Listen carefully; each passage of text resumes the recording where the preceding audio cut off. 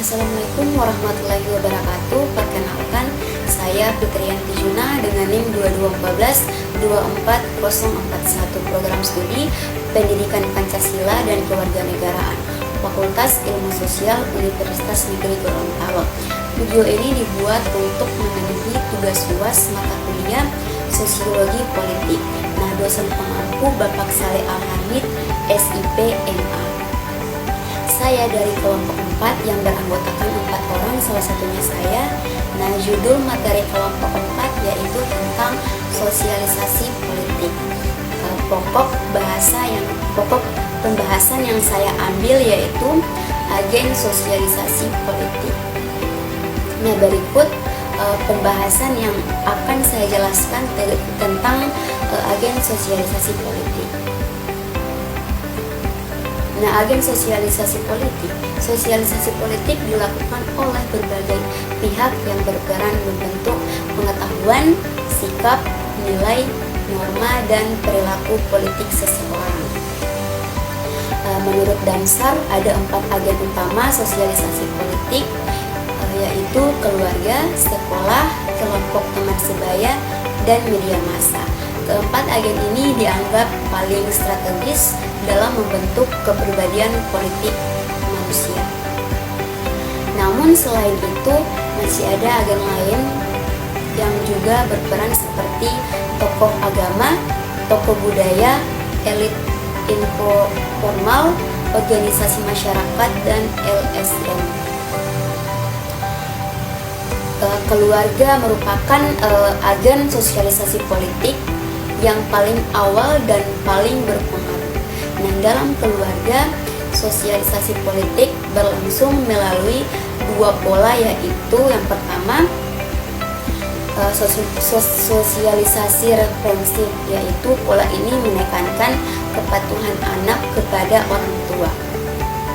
Nah, anak tidak diberi ruang untuk berpendapat dan akan mendapatkan hukuman jika melanggar aturan. Nah, komunikasi bersifat satu arah dan berpusat pada orang tua. Yang kedua yaitu sosialisasi partisipatif. Nah, yaitu pola ini menekankan kemandirian dan keterlibatan anak. Anak dilibatkan dalam diskusi keluarga, diberi kebebasan berpendapat, dan memperoleh imbalan simbolis atau perilaku baik. Nah, komunikasi ini bersifat 2 arah dan pola sosialisasi dalam keluarga sangat mempengaruhi sikap politik anak saat dewasa. Sosialisasi represif cenderung melahirkan sikap politik yang otoriter, sedangkan sosialisasi partisipatif melahirkan sikap politik yang demokratis. Nah, pada masyarakat pedesaan sebelum tahun 1990-an, pola sosialisasi represif sangat dominan. Hal ini berpengaruh pada munculnya pimpinan-pimpinan politik yang cenderung diktator dan kuatnya legitimasi militer serta birokrasi. Kondisi ini turut menjelaskan mengapa Presiden Soeharto mampu berkuasa selama 30 tahun didukung oleh ABRI, birokrasi, dan Golkar. Kemudian selanjutnya ada sekolah. Nah, sekolah menjadi agen penting sosialisasi politik karena yang pertama yaitu sekolah sebagai sistem sosial di mana hubungan antara individu, siswa, guru, dan kepala sekolah berlangsung secara tetap dan berkelanjutan. Yang kedua yaitu guru sebagai figur sentral yang tidak hanya mengajarkan ilmu pengetahuan tetapi juga menjadi teladan sikap, perilaku, dan cara berpikir siswa. Guru memiliki posisi strategis dalam menyampaikan nilai-nilai politik. Nah, ucapan dan tindakan guru sering dianggap sebagai kebenaran oleh siswa. Oleh karena itu, gaya kepemimpinan guru sangat berpengaruh dalam proses sosialisasi politik. Nah, Damsar membagi gaya kepemimpinan guru menjadi 3, yaitu autokratik, demokratik, dan laissez-faire. Dari ketiga gaya kepemimpinan demokratis paling efektif dalam membangun sikap kritis dan konstruktif pada siswa. Karena itu jika sekolah ingin tetap efektif sebagai agen sosialisasi politik, maka kompetensi politik guru menjadi hal yang sangat penting.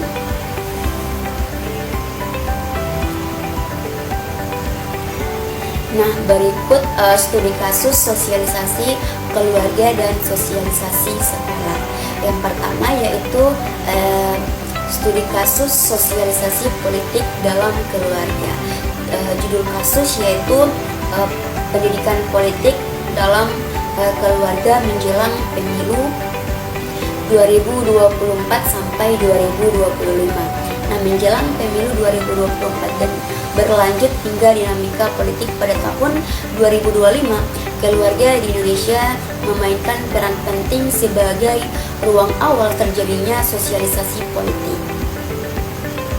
Nah, keluarga menjadi tempat pertama bagi anak untuk mengenal politik, baik secara sadar maupun tidak sadar, melalui percakapan sehari-hari, sikap orang tua serta pandangan keluarga terhadap isu-isu politik yang sedang berkembang.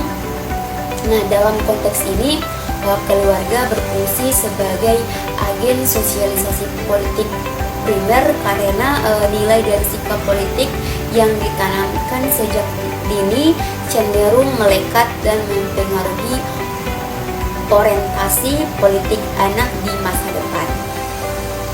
Dalam keluarga dengan pola sosialisasi yang partisipatif, orang tua berusaha melibatkan anak dalam diskusi politik secara terbuka. Orang tua juga mengajak anak membicarakan pemilu, menjelaskan makna hak pilih, pentingnya menggunakan suara di tempat pemungutan suara, serta membahas calon pemimpin dan program-program yang ditawarkan.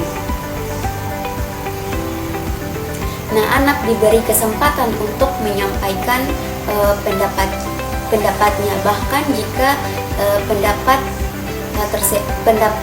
pendapat tersebut berbeda dengan pilihan politik. Orang tua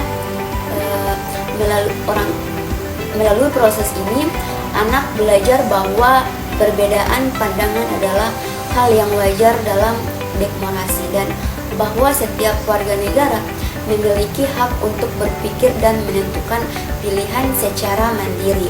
Nah, pola sosialisasi seperti ini mendorong anak untuk menjadi lebih kritis, memiliki rasa ingin tahu terhadap isu politik dan menyadari perannya sebagai warga negara.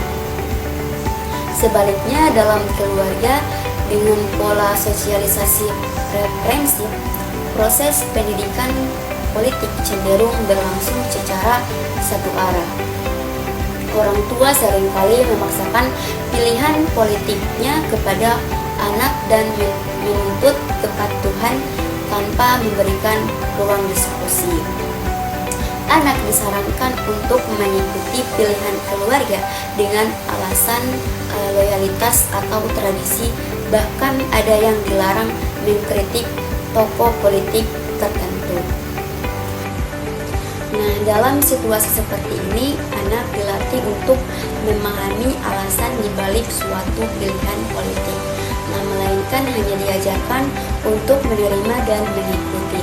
Akibatnya, anak cenderung tumbuh dengan sikap politik yang pasif, kurang kritis, atau bahkan fanatik karena pilihan politiknya tidak didasarkan pada pemahaman yang rasional. Nah, dampak dari kedua pola sosialisasi tersebut sangat berbeda. Nah, pola partisipatif melahirkan generasi muda yang lebih sadar politik dan mampu menilai informasi secara kritis dan memiliki keberanian untuk berpartisipasi dalam proses demokrasi. Nah, sebaliknya, pola referensif cenderung menghasilkan individu yang apatis terhadap politik atau hanya mengikuti arus tanpa pemahaman yang mendalam. Nah, kasus ini menunjukkan bahwa meskipun di area digital anak dapat mengakses informasi politik dari berbagai media, keluarga tetap menjadi fondasi utama dalam membentuk sikap, nilai, dan orientasi politik individu. Nah, fenomena ini sejalan dengan pandangan para ahli sosiologi politik yang menegaskan bahwa keluarga merupakan agen sosialisasi politik paling awal dan paling berpengaruh. Nilai-nilai yang ditanamkan dalam keluarga, baik secara biologis maupun otoriter, akan membentuk cara individu memandang politik dan demokrasi sepanjang hidupnya. Berikut kasus kedua, yaitu tentang studi kasus sosialisasi politik di sekolah.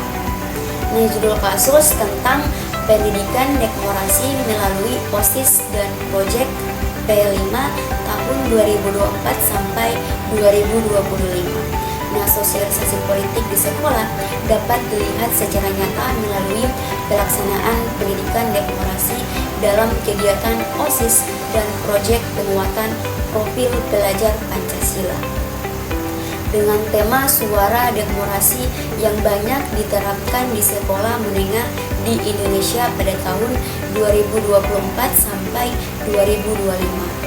Dalam proyek ini, sekolah tidak hanya mengajarkan demokrasi sebagai teori, tetapi juga mengajak siswa mengalaminya secara langsung. Nah, siswa dilibatkan dalam pemilihan pengurus OSIS yang dibuat menyerupai pemilu. Nah, mulai dari menyampaikan visi dan misi, calon kampanye, pemungutan suara, sehingga penghitungan hasil. Selain itu, siswa juga diajak bermusyawarah dalam diskusi kelas dan kegiatan sekolah, sehingga mereka terbiasa menyampaikan pendapat serta menghargai perbedaan pandangan. Nah, keberhasilan sosialisasi politik di sekolah sangat dipengaruhi oleh peran guru. Guru yang menerapkan gaya kepemimpinan demokratis memberikan ruang kepada siswa untuk berbicara, mengemukakan ide, dan bahkan mengkritik kebijakan sekolah dengan cara yang sopan. Nah, dalam suasana seperti ini, siswa merasa dihargai dan berani berpendapat. Nah, mereka belajar bahwa keputusan sebaiknya diambil melalui musyawarah dan pertimbangan bersama. Nah, praktik ini secara perlahan membentuk siswa menjadi pribadi yang kritis, bertanggung jawab, dan terbiasa dengan nilai-nilai demokrasi. Namun dalam praktiknya, tidak semua sekolah menerapkan iklim demokrasi secara optimal. Di beberapa sekolah masih ditemukan gaya kepemimpinan guru yang cenderung otokratik, yaitu pemilihan OSIS hanya dilakukan sebagai formalitas, sementara keputusan utama tetap ditentukan oleh guru atau pihak sekolah. Nah, kondisi seperti ini membuat siswa kurang berani menyampaikan pendapat dan juga cenderung pasif dalam kegiatan demokrasi. Akibatnya, sekolah kurang efektif sebagai agen sosialisasi politik karena siswa tidak mendapatkan pengalaman demokrasi yang sesungguhnya. Contoh nyata pelaksanaan proyek P5 dengan tema suara demokrasi dapat dilihat di SMA Negeri 5 Tanjung Pinang, yang dimana siswa dilibatkan secara aktif dalam kegiatan demokrasi sekolah melalui proyek P5 dan pemilihan OSIS. Selain itu, kajian mengenai pelaksanaan P5 dan pendidikan demokrasi di sekolah juga dibahas dalam artikel ilmiah yang membuat praktik pemilihan OSIS sebagai sarana pembelajaran demokrasi di SMA Negeri 9 Pontianak. Nah, dari kasus ini dapat dipahami bahwa sekolah memiliki peran penting dalam memperkuat sikap politik siswa. Nah, jika sekolah mampu menciptakan iklim yang demokratis dan guru berperan sebagai fasilitator, maka siswa akan tumbuh menjadi warga negara yang sadar hak dan kewajibannya. Dan sebaliknya, jika praktik demokrasi hanya bersifat simbolis, maka sosialisasi politik di sekolah tidak akan berjalan secara maksimal. Nah, itu yang saya bisa jelaskan dari materi saya. Lebih dan kurangnya saya mohon maaf. Saya Fitri Antijuna undur diri. Wassalamualaikum warahmatullahi wabarakatuh.